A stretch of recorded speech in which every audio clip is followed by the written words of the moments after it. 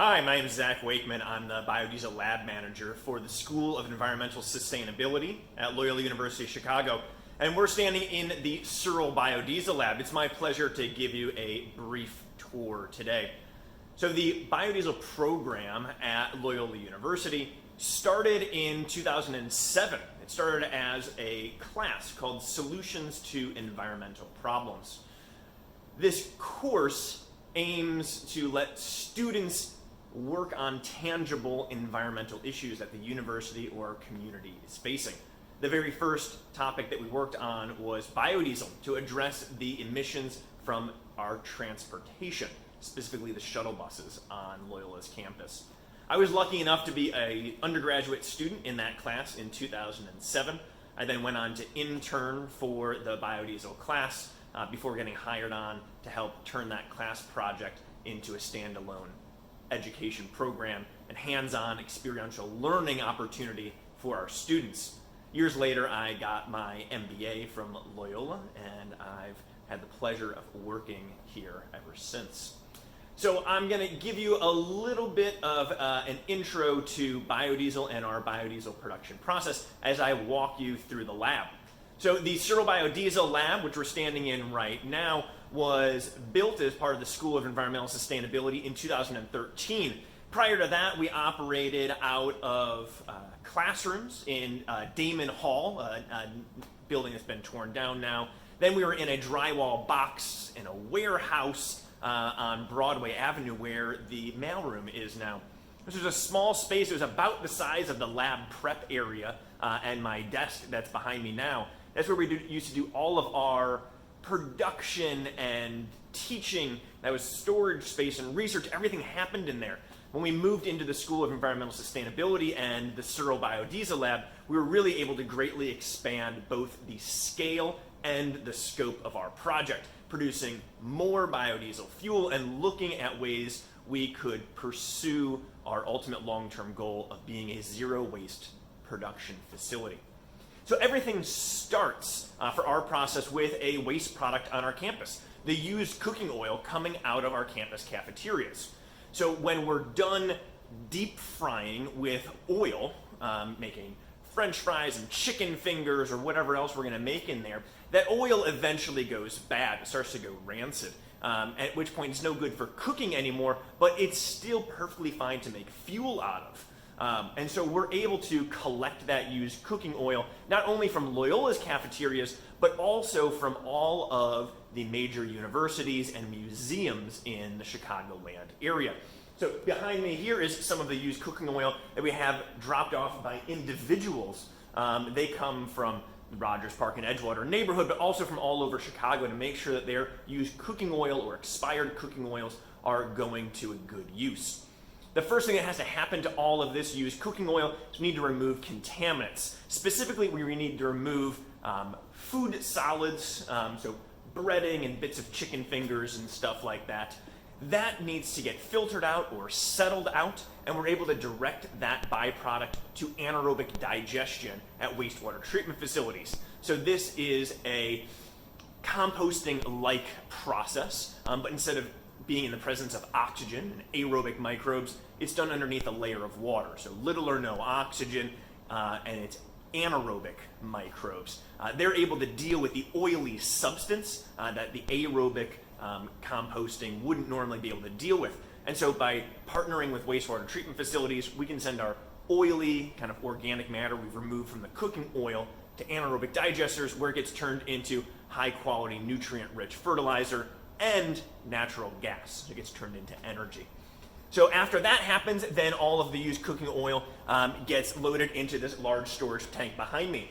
You'll see a bunch of logos from universities, museums, and restaurants. Those are all folks that are donating oil to Loyola. It gets picked up from all over Chicago as part of the Loyola Oil Collection Network that's run by Green Grease Environmental. So they're our contracted partner to help collect all this used cooking oil and bring it here.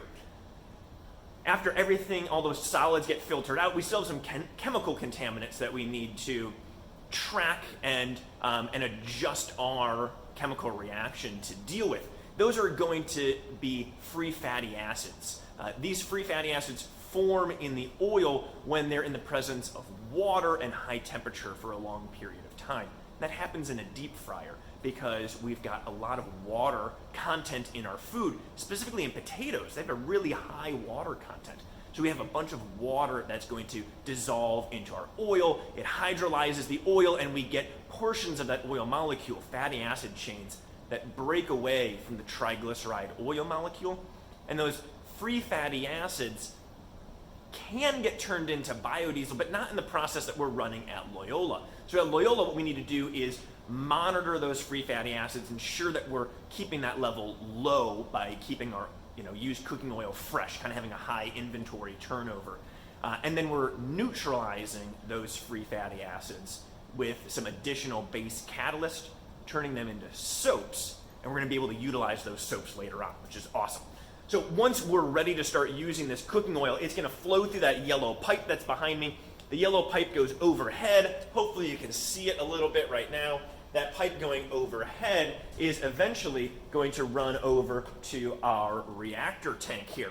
So our reactor is where we're going to put that used cooking oil. We're going to start heating it up to 60 degrees Celsius, which is degrees Fahrenheit. Nobody cares. It's science, right? We use Celsius. In this tank over here, in that orange tank, is where we're going to mix up our chemicals for the reaction. It's going to be methanol and potassium hydroxide. We have a couple options on catalysts that we can use. We specifically choose potassium hydroxide because the catalyst isn't used up in the reaction, right? A catalyst is there to facilitate the reaction. We want that catalyst to be useful later on, right? We don't want it to just be a pure contaminant we need to deal with or something that we need to remove later on. We'd ideally like it to be beneficial. So by choosing potassium hydroxide, it ensures that one of our byproducts further down the line in the process is going to be able to be more easily utilized on campus. That's great. So this is purposeful design all throughout the process. So our methanol and potassium hydroxide are mixed in that orange tank. Those are then mixed with the hot oil at 60 degrees Celsius. It's not burning hot, right? It's a nice, a nice warm temperature. So that mixes then in our reaction vessel. What's happening during this reaction, the reaction is called transesterification. What's happening is the glycerin backbone that's holding on to three fatty acid chains, forming a triglyceride molecule. We're removing that glycerin molecule. We're stabilizing those free fatty acid chains with a methanol grouping, and then the glycerin is separated and free. It's more dense than our newly formed molecule. The new molecule is fatty acid methyl ester, which goes by the common trade name biodiesel. So the glycerin is more dense than our biodiesel, settles down to the bottom of our tank after we're done mixing, and we'll go ahead and remove that through this black pipe here. It gets set aside into a tank for later. The biodiesel at this point is kind of in a crude state. It's not ready to get used yet. It still has some contaminants. The reaction didn't happen perfectly. There were some byproducts that might be left over, some side reactions that might have happened, and we need to go into a little refining so that we end up with a highly refined biodiesel product. So the biodiesel is going to flow through the green piping here, and it's going to go into our second large tank. This is our methanol recovery unit. It's essentially a large alcohol still. We're going to heat the biodiesel up even further. We've got a few different options for heating in the lab here. The large green kind of vertical column here is an electric heater. It's a high voltage electric heater, so we're able to utilize electricity for heating. This can be really great depending on where we're getting that electricity from. So as we continue to purchase more and more of our electricity at Loyola from clean sources of energy, all of that electrical heating, right, is coming from a clean source. That's great. But we also have the option to heat this process with the boiler in the building. So this dark blue piping is connected to the boiler system. That boiler system in the building is preheated using our geothermal system, and then it can be further supplemented with either natural gas or biodiesel. So we can actually burn biodiesel to create the heat we need to make more biodiesel to run further processes. So we've got a lot of different options that we can play with to find the most efficient process for us. So as we're heating up that biodiesel more and more, we're driving any methanol that's left over from a reaction, right, into a vaporous state. It's going to go up into these condensers up here, where it's going to get cooled down and turned back into a liquid. That collected methanol liquid, that recovered methanol, is going to end up in this second orange tank, where we can test it and reuse it. Awesome, right? The light blue piping up here is what's doing the cooling. All of the cooling is being powered by our geothermal system. So we're using the natural temperature of the Earth to provide all of the cooling that we need. During the summertime, that excess heat can kind of just go underground and dissipate. But during the winter, it's even better. The excess heat that's pulled off of our biodiesel process goes into our geothermal system, which is distributed throughout the School of Environmental Sustainability building, and it dissipates into the building to help heat it. So the excess heat off of our process is actually helping to heat the building. Very cool. So then the biodiesel makes its way to our final processing tank here. This is where we're going to do the final refining. We're going to use the world's most magical substance to do the final refining on our biodiesel. The world's most magical substance is water, right? Water has so many unique properties, and the one that we're really interested in is its dual polarity. It has a positive charge and a negative charge on the same molecule. It's got dual polarity, brah. That's my worst joke, I promise. Okay, maybe not. We'll see what happens. So it's got dual polarity, so a lot of things are attracted to it. It makes water the universal solvent. So most things are attracted to water, but not oil, and biodiesel is an oil product. So we're able to use that as well as the density of the water. The water is more dense than the oil, right? Oil floats on water. So we spray water into the top of the tank. It wants to sink down to the bottom. As it does that, it attracts contaminants, the things that are not oil, and it draws them down to the bottom of the tank for us. So we do this in a slow process, adding little bits of water, letting it sink down, drawing our contaminants out. That gets set aside in this tank, and it's a really efficient means for us to remove any final contaminants from the biodiesel. We set this aside, and we're going to go ahead and try to use that and use some of those contaminants getting pulled out of the biodiesel as well. Right? A contaminant is just something that we don't want in our product. Just because it's a contaminant for biodiesel doesn't mean it's not useful, not that we can't make something useful out of it. We just don't want it in our biodiesel. So once the biodiesel has all of those final contaminants washed out with water, we'll pump in compressed air, which will help to remove the final water, help it settle out of the tank. Then the biodiesel is going to go overhead through the green piping. Hopefully you can see that again, and end up in our storage tank. From there, it's ready to go out and go into any diesel engine. It primarily goes into the Loyola shuttle buses. There's a lot of testing, though, that has to happen all during this process.